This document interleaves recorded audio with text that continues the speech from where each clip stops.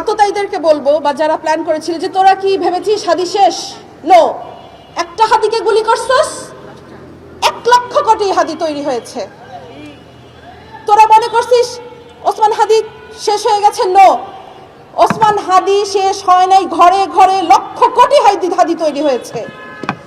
গুলি লেগেছে হাদির আদর্শে, জুলাইয়ের মতাদর্শে।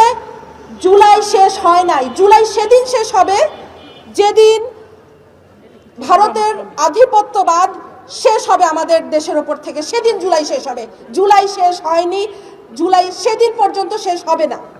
বাসায় বুড়া বাবা মা অবুঝ সন্তান রেখে আসছি, হাদি শিখিয়ে দিয়ে গেছে, হাদি শিখিয়ে দিয়ে গেছে যে আল্লাহর জিম্মায় সংসার বাচ্চা কাচ্চা ফেলে রেখে এসে রাজপথে কিভাবে বসে থাকতে হয়, রাজপথে কিভাবে ল্যাটকা মেরে বসে থাকতে হয়, হাদি শিখিয়ে দিয়ে গেছে।